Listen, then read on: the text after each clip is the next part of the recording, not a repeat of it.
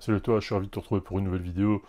Aujourd'hui, on va parler d'un truc qui m'a été demandé plein de fois, c'est comment réaliser des lower thirds, des, des barres de titres, des animations dans iMovie.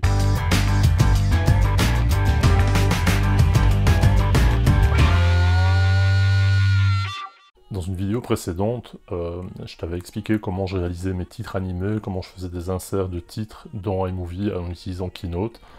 Aujourd'hui, je vais te montrer comment tu peux aller plus loin dans l'utilisation de Keynote avec iMovie pour créer des barres de ce qu'on appelle des call to action, des lower thirds en anglais, ce qu'on appelle en français des synthés.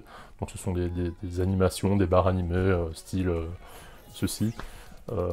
Simplement en créant des visuels dans Keynote, en programmant entre guillemets l'animation toujours dans Keynote, en l'important dans iMovie et en l'intégrant à ta vidéo. Le plus simple, c'est que je te montre directement dans les applications comment ça fonctionne.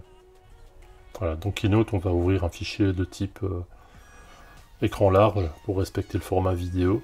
On va prendre le premier modèle, qui est un fond noir, parce qu'on n'a pas besoin du reste des détails qui se trouvent sur les différentes diapos. Donc voilà, dans Keynote, on a une surface de travail qui est en fait une présentation, un slide. Je sais pas comment on appelle ça dans Keynote, on va dire un slide pour respecter la nomenclature PowerPoint. Et on va aller ajouter une figure. On va commencer par un exemple simple, on va juste aller créer une barre de texte avec une invitation à s'abonner, ce qu'on appelle un call to action. On va changer la couleur histoire que ça sorte bien sur l'écran, on va le redimensionner et on va mettre tout ça en forme. Voilà, donc une fois que tu as créé ta forme, tu vas double-cliquer pour ajouter ton texte, tu vas sélectionner la police de caractère qui te convient. Moi j'aime beaucoup la impact. Tu vas aller mettre une couleur qui tranche bien avec le fond que tu as sélectionné. Donc ici on va mettre du blanc sur un fond rouge. Et tu vas ajouter ton texte et ton invitation, ton call to action, pour que tes spectateurs sachent ce que tu attends d'eux en fait. Là, tu mets en forme, tu peux aller modifier les dimensions de certaines parties de ton texte, histoire que les mots-clés ressortent, puis tu réadaptes ton texte, en tout cas ton cadre. Alors au niveau de ta disposition, ben, tu peux évidemment faire une rotation, mettre le texte en incliné, modifier la mise en page, le placer là où tu en as envie. Donc là je te laisse fouiller dans Keynote les diverses fonctionnalités. Et une fois que l'endroit te convient, tu positionnes ton texte. La première chose que tu vas faire, c'est d'aller choisir un effet pour la manière dont ton texte va arriver sur ton écran. Alors tu peux utiliser différentes fonctions. Là c'est vraiment une question de goût de nouveau. Moi ce que j'utilise par exemple pour le mien, c'est l'enclume, avec cette espèce de texte qui se crache. Alors tu as les fonctions un peu voilà, confetti, chatoiement, le rebond qui est assez sympa, mais bon voilà, ça dépend vraiment de ce que tu as envie de faire. Mais la technique est la même. Voilà, donc scintillement c'est pas mal. On va prendre celui-là, on va choisir la durée du scintillement. Et puis tu peux tester en appuyant sur le bouton aperçu. Voilà, donc là ça mettra 2,25 secondes pour s'afficher. Et une fois que tu as fait ça, tu vas aller dans ordre de composition. Et là ça va te permettre de voir les différentes actions qui vont se passer sur ton texte. Pour faire sortir ton texte de l'écran, tu vas pouvoir choisir également différentes fonctions. Globalement, tu vas retrouver les mêmes que pour les faire entrer. Là, de nouveau, je te laisse choisir ce qui te plaît le plus, ce qui te convient le mieux, ce qui convient au type de contenu de ta chaîne. Voilà, donc je vais prendre diffus. Voilà, on a un aperçu de la manière dont le texte va disparaître. Et en réalité, ce qui se passe dans cet écran, c'est qu'on a deux séquences. Le souci étant que ta deuxième séquence sera dépendante de la première. Alors si tu veux éviter ça, ce que tu vas faire, c'est que tu vas prendre cette séquence-là, tu vas l'amener dans la première. Tu vois, il y a une petite barre bleue, et les deux sont groupés dans le même cadre. Et donc quand tu vas lire ta séquence, les deux actions vont s'enchaîner. Là ça va un peu vite, donc ce que tu vas faire, c'est que tu vas reprendre la séquence de sortie, et tu vas définir à partir de quel moment elle va se lancer par rapport à la première séquence. Donc la première séquence se lance, et après 2 secondes, la deuxième séquence, la disparition, va se mettre en place. Alors une fois que tu es satisfait du résultat, ben, tu peux sortir de là. Et ce que tu vas faire, c'est que tu vas aller mettre un fond vert sur ta diapositive. Pourquoi? Parce que tu vas utiliser la fonctionnalité fond vert dans iMovie pour intégrer ce call to action à ta vidéo. Tu vas exporter au format vidéo, tu vas bien préciser que c'est du 1080p, le reste tu n'y touches pas, tu fais suivant, et tu exportes ça comme une vidéo en réalité. un deuxième exemple, on va utiliser la fonction cercle. Et là, par exemple, je vais créer un logo. Donc j'ai créé un logo dans une autre application. Et tu vois que dans les fonctionnalités de remplissage, tu peux remplir avec un dégradé ou avec une image. On va choisir image et on va aller sélectionner l'image qu'on a créée dans une autre application. Voilà, donc ça c'est un visuel que j'avais créé dans une autre application pour l'exemple. Et donc ce que je vais faire, c'est que je vais aller ajouter une petite bordure parce que le tour étant noir, bien évidemment on ne voit pas par rapport au fond. On va rajouter une bordure. On va prendre une bordure pleine, on va augmenter, on va changer la couleur. Voilà, et donc on a un logo de chaîne par exemple qui se démarre bien du fond noir. On va pouvoir le redimensionner comme on en a envie et on va le replacer au centre parce que c'est mieux. Voilà, donc là on a un logo en plein écran. Donc ce qu'on va aller faire, c'est sélectionner une manière de le faire arriver sur l'écran, par exemple un balayage. Là par contre c'est un peu lent, donc on va réduire la durée, on va mettre ça en 1 seconde et demie.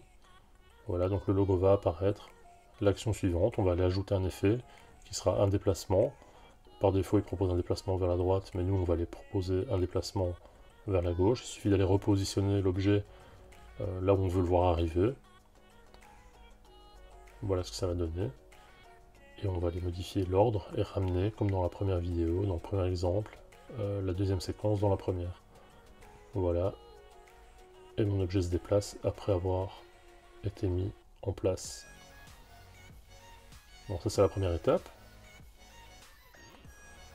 Mon ordre de composition comprend 2 segments, le balayage, le déplacement, il apparaît, il se déplace. Et moi ce que je voudrais maintenant, c'est aller ajouter un petit texte qui va apparaître une fois que tout ça sera à la bonne position. Donc je vais aller sélectionner de nouveau l'objet rectangle, je vais redimensionner pour y insérer mon texte. Ouais, là ça doit être bon. Alors, on va faire un peu de place.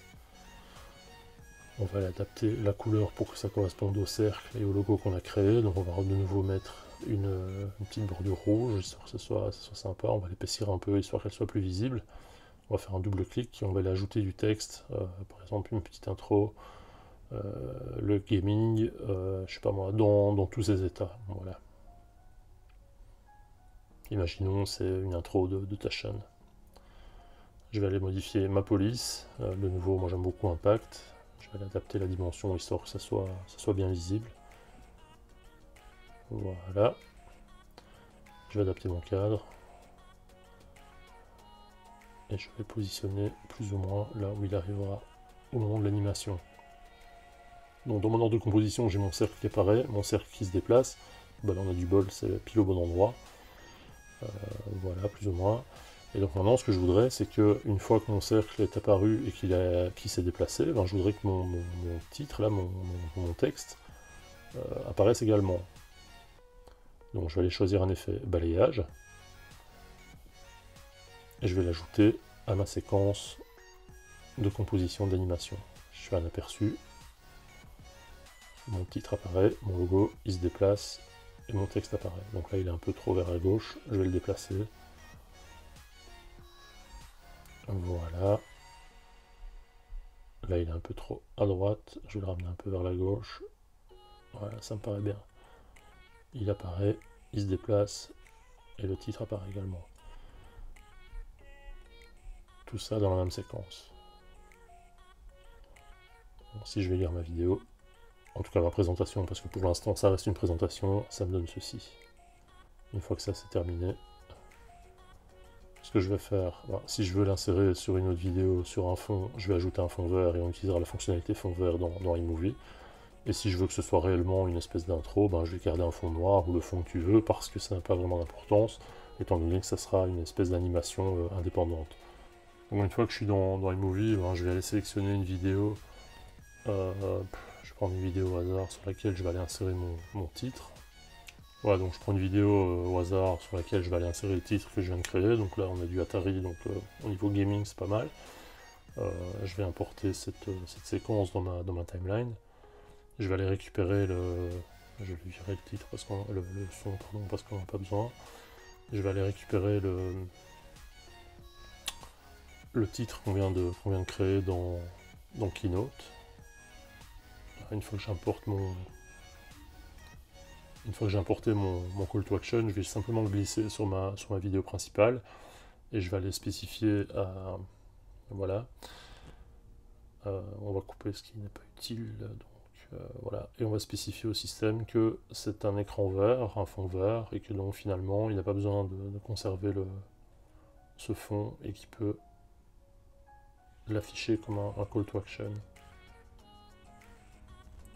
Et donc avec le même principe, par exemple j'ai réalisé l'intro de mes vidéos, c'est exactement le même système, donc je viens le placer avant le début des vidéos. Je vais de nouveau détacher l'audio parce que sinon on va plus s'entendre. Et voilà, c'est le même principe que ce que je t'ai montré dans la démonstration sur Keynote, avec un peu plus d'effet. Et ton call to action qui apparaît sur ta vidéo. Alors, évidemment, une fois que tu as compris la méthode pour créer tes animations avec des objets de ce type-là, la seule limite c'est ton imagination. J'ai reçu récemment une question de savoir comment on pouvait créer des overlays dans iMovie. C'est une vidéo que je compte faire également. Ça te permet de faire des choses de ce genre-là. Et c'est toujours avec iMovie, c'est toujours avec Keynote. C'est quelque chose qui est assez simple à mettre en place. La seule limite c'est ton imagination. Donc je t'invite à essayer, je t'invite à créer toi-même tes animations, tes barres de titres. Et puis comme toujours me mettre un lien vers ce que tu as fait. Pour que je puisse aller voir ce que ça donne, parce que ça m'intéresse toujours évidemment de savoir ce que tu réalises. Mais quant à moi, je te retrouve très bientôt pour une nouvelle vidéo.